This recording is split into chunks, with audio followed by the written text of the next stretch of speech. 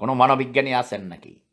কালকে দেখলাম ওই ৭১ টিভিতে এক অশিক্ষিত মূর্খ নোয়াখাইল্লা, তার অ্যাকসেন্টে বোঝা গেছে চিটাগাং অথবা নোয়াখালী হবে।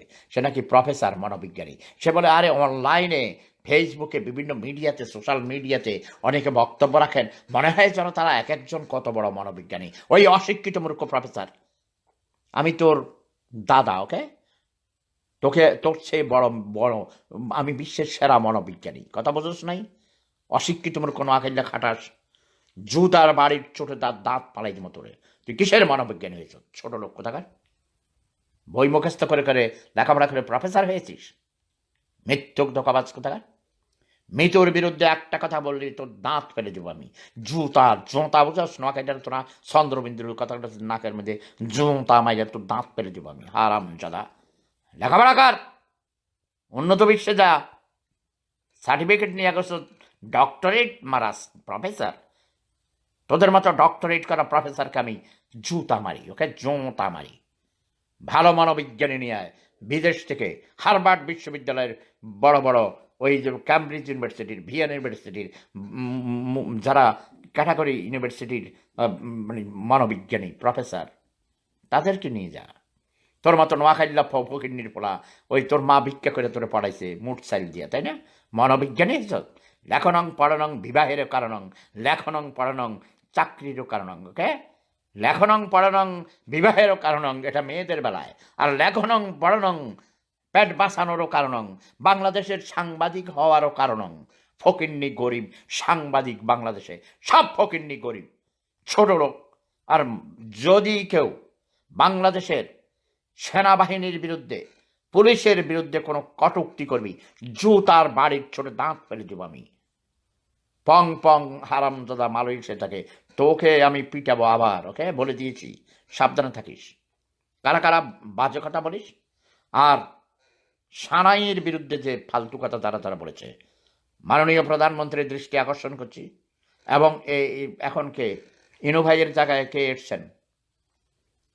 এই কে আসছো? ইনফরমেশন মিনিস্টার, এটা তোমার দায়িত্ব।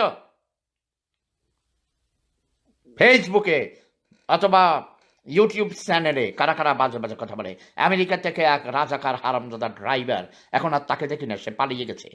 আমি বলে দিয়েছি যারা মুক্তিযুদ্ধের সপক্ষের শক্তি, ওকে ধরে ওর ওর দাড়ি কেটে ওর আলকাতরা লাগাইয়া তাকে নিউ ইয়র্কের রাস্তা রাস্তায় ঘুরেছে, ওই নায়েবাড়ি ওই বদমাইশ ক্রিমিনাল আমার নামে আজে বাজে কথা বলেছিল, মিথ্যা কথা।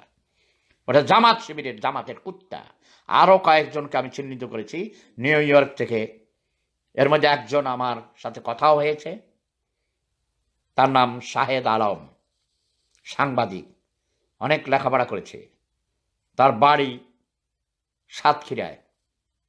এবং তার সাথে যোগ দিয়েছে আরেকজন মনির হায়দার। তোমরা দুইজন জামাত শিবিরের লোক, আমি খবর নিয়েছি। সাবধান শাহেদ আলম। Get lost. আমার সম্পর্কে বাজে কথা বলেছিলে, টেলিফোন করে বলেছিল, আমি বলেছি না না, তুমি তো আমার বিরুদ্ধে কিছুই বলোনি।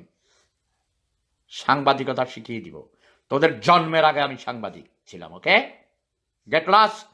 আমার হাসু আবার সরকারের বিরুদ্ধে ফালতু প্রভাকান্ডা করবি। আর একটা বুড়ি আছে, ওই যে মাতাল বুড়িটা, কি নাম, মিনা কি নাম তার, সে হিন্দু নাকি, তার জামাই হিন্দু, ছেলে মারা গেছে, গেল একবার পড়াইবে একবার এসে করবে, মিনা ফারা।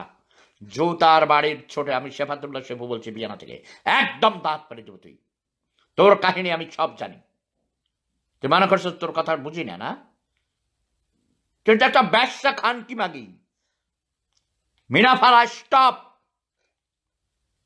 শাহেদ আলম স্টপ, মনির হায়দার স্টপ। তোমাদের ইতিহাস আমি জেনে নিয়েছি। এর মধ্যে নায়েবাড়ি পালিয়েছে, তাকে খুঁজে পাওয়া যায় না।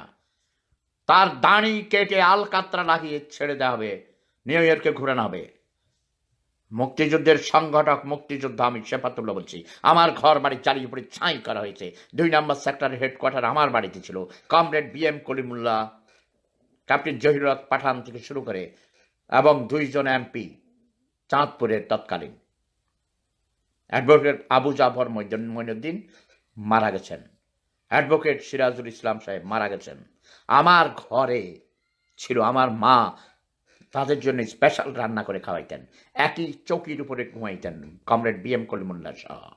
কথা বোঝা গেছে?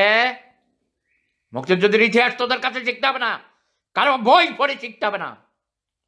আমার দাদা, আমার গুরু সিরাজুল আলম খানের প্রতি শ্রদ্ধা জানাই, কমরেড BM কলিমুল্লাহর প্রতি শ্রদ্ধা জানাই, আমার নেতা আসম আব্দুর রবের প্রতি আমি শ্রদ্ধা জানাই, স্যালুট।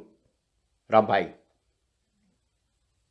কমরেড মালেক রতন, রাগ করবে না, তুমি আমার ছোট হওয়া বয়সে, তুমি আমার ছোট ভাই, সেদিন তোমাকে আমি শব্দ বোমা মেরেছিলাম রাগ করে।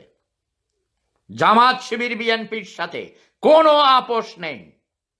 যারা ওই নৌকা মার্কা ছেড়ে দিয়ে, আমি বলবো না নৌকা মার্কাও একেবারে ভালো, তা না, কম্পারেটিভলি বেটার, বাট ধানের শীষে যারা ভোট দিয়েছ তাদেরকে আমি ঘৃণা করি, অন্তর থেকে ঘৃণা করি। জামাতিদের সাথে যারা আপোষ করেছ, তোমাদের জাতীয় ঐক্যফ্রন্টকে কয়টা সিট ছেড়ে দিয়েছে?